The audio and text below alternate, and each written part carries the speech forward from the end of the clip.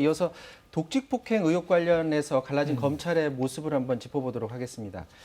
지난 7월에 윤석열 총장의 측근이죠. 바로 한동훈 검사장의 검언유착 의혹을 정진웅 차장검사가 당시 수사 중이었습니다. 그런데 그때 이제 검언유착 의혹을 수사 중이었는데 압수수색을 하는 과정에서 네네.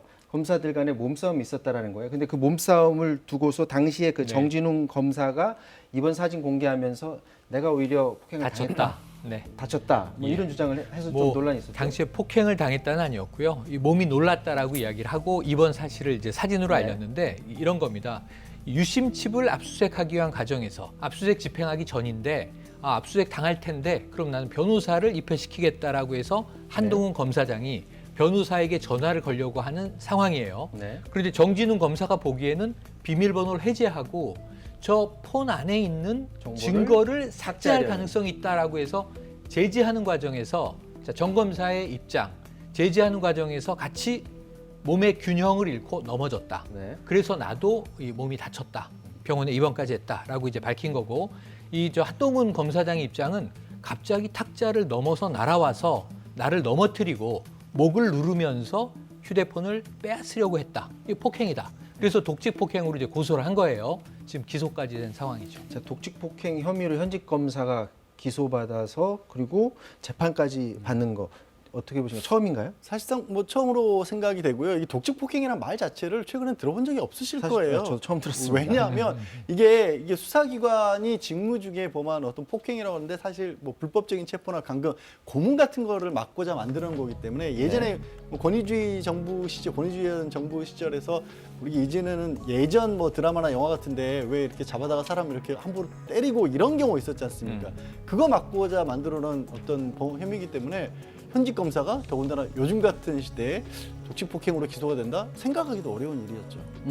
자, 정진웅 차장 검사가 주장하는 거는 한동훈 검사장이 오히려 지금 허위 사실을 얘기하는 거다 지금 이런 얘기를 하고 있는데 서울고검이 이거와 관련해서 기소를 했다라는 건 뭔가 지금 증거물을 찾았다고 봐야 되나요? 아니면은 그렇지 않아도 충분히 기소할 수 있는 부분이 이게 뭐 물론 증거물 자체가 뭐 저 한동훈 검사장 측에서는 압수수색 과정이었기 때문에 영상을 처음부터 끝까지 찍고 있었다, 다 찍혀 있다는 얘기도 했고 설령 영상이 없다고 하더라도 주변에 사람들이 많이 있었기 때문에 예를 들어서 이 폭행이라고 하는 건요 정말 일방적으로 물리력을 행사하는 것뿐만이 아니라 우발적인 충돌도 사실 폭행입니다. 네. 서로 뭐 사람들이 다투면서 서로 이렇게 좀 옷까지 잡고 실랑이만 벌여도 법적으로는 그 분명히 폭행입니다.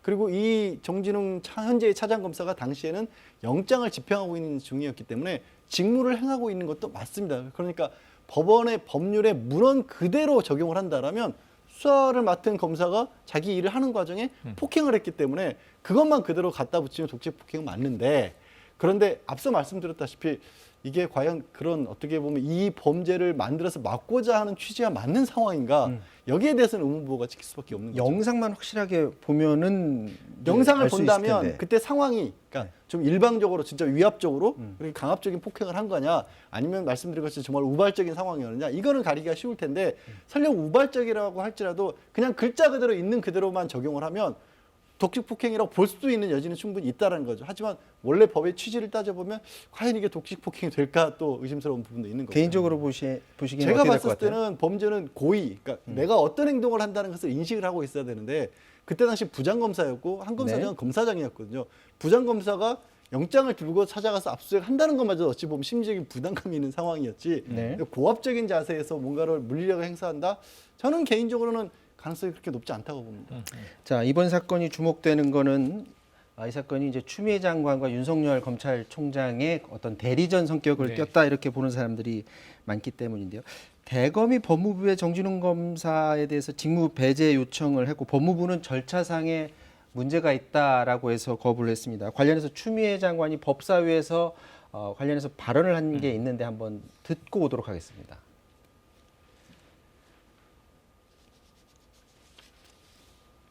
장관님, 네.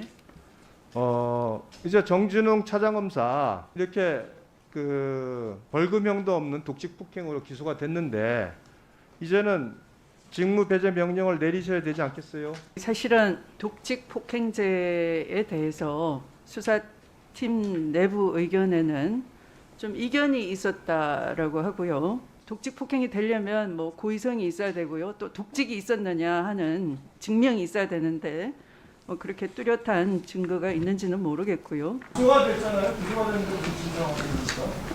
기소권의 남용도 있을 수 있죠. 아까 그런 문제 때문에 주임 검사가 배제됐다든지 또는 기소를 무리하게 했다든지. 자, 지금 추미애 장관이 진상을 조사하라라고 이제 대검에 지시를 했다라는 말을 했는데 네. 직접 저렇게 감찰부에 지시 가능한가요? 사실은 직접 가능하지 않다라는 해석들도 있어요. 네. 또 이제 가능하다는 해석도 있습니다. 그래서 이제 그것은 이제 법조계의 법리적인 해석에 따라 달라질 수 있는데 문제는 지금 이제 추 장관이 이야기하는 것은 저 서울고검 내에서 정진웅 이 차장검사를 기소함에 있어서 이 문제가 있었다는 거예요.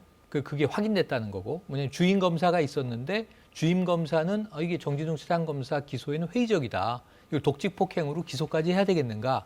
그러니까 이제 고검 내에서 이 담당을 재배당을 해서 결국은 기소하게 만들었다라고 하는 것을 법무부는 확인을 했다. 네. 이것은 반드시 감찰해야 된다는 내용이고, 두 번째가 이제 기소가 된 다음에 그리고 이제 이 검찰총장의 권한인데, 자, 이 정진웅 차장검사를 직무에서 배제해 주십시오라고 법무부 장관에게 요청할 수 있습니다. 네. 이건 이제 검찰 징계에 관한 이 법에 나와 있는 건데, 이 요청을 했는데 법무부는 이것도 부당하다, 문제가 있다. 여기서 이제 한동수 대검 감찰부장이 자, 내가 이의 제기를 했음에도 불구하고 총장이 이것을 묵살하고 나 자신을 배제시키고 강행했다라고 하는 내부에 이제 또 폭로가 하나 터져 나온 거거든요. 네. 그래서 지금 말씀하신 대로 추미애 장관 입장과 지금 이제 윤석열 총장의 입장은 완전히 이 기소와 배제, 직무 배제를 놓고 대립하고 있는 양상입니다. 이거 여쭤볼게요. 직무 배제. 집행 정지 요청권, 네. 연초권.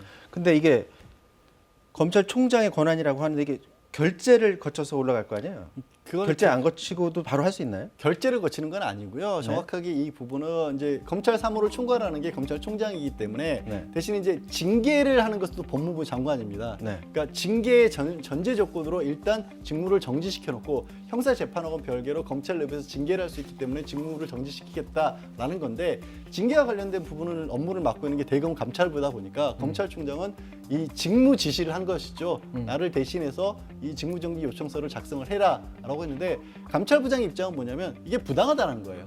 부당한 지시이기 때문에 나는 이의 제기를 공식적으로 했다는 겁니다. 그러니까 이게 공식적으로 뭐 동의를 받아야 할 수 있다는 얘기는 아니고 상관의 명령이지만 부당하기 때문에 이의 제기를 했다는 것이고, 그럼에도 불구하고 그냥 자신을 건너뛰어서 이 직접적으로 직무 배제 요청을 했다라는 거기 때문에 이게 뭐 절차상 꼭 이 한동수 감찰부장이 무슨 결재를 받아야 되는 건 당연히 그런 건 아니지만 문제가 있다라는 주장이 감찰부에서 나왔기 때문에 법무부에서도 그럼 진짜 문제가 있는지 없는지 한번 보겠다라는 거죠. 자, 문제 제기하는 과정도 좀 봐야 될 것 같습니다. 네. SNS에 글을 올리면서 이제 국민들이 다 알게 했어요. 네. 그래서 감찰부장이 윤석열 총장이 이런 과정이 내가 봤을 때 문제가 있는데 이거 여러분들이 국민들이 한번 봐주세요라고 이렇게 보여주는 것 같기도 해요. 그런 셈입니다. 그런 셈인데 그래서 이 내부의 문제가 알려지기도 했지만 네. 또 검찰 조직 내부에서는 당연히 내부의 검찰 사무와 관련된 문제를 간부 검사가 저렇게 공개해도 되는 것이냐는 비판도 또 적지 않게 있는 것도 사실입니다. 근데 그 내용을 저도 저걸 보고서야 알았어요. 문제는 이 정진웅 차장 검사를 직무 배제하는 게 어떤 이유가 있는지, 이거는 직무 배제 요청을 법무부 장관에게 하기 전에 네. 이의제의서를 검찰청법 7조 2항에 따라서 이의제기를 할 수 있기 때문에 나는 그것을 서면으로 써서 올렸는데 묵살당했다라는 거예요. 근데 저 내용은 이 차장을 직무 배제하는 경우에는 지금 아까 이야기 나눴습니다만 소위 검언유착 사건이라고 하는 재판에 영향을 줄 수가 있고, 그다음에 문제는 징계를 예상하고 직무 배제를 했는데 이 기소 자체가 온당한 것인가에 대해서도 회의적으로 문제 제기가 될 수 있고, 다양한 문제가 여기서부터 파생이 됨에도 불구하고 왜 굳이 직무 배제를 강행하느냐 하는 부분을 내부에서 묵살당하니까 사실은 일종의 이제 뭐 공개적인 토론의 장에 붙이게 된 것 같습니다. 네, 이 얘기는 이 정도에서 마무리 지어야 될 것 같습니다. 지금까지 독직 폭행 혐의와 그에 따른 정진훈 차장검사 직무배제 요청 논란 두 분과 한번 짚어봤습니다.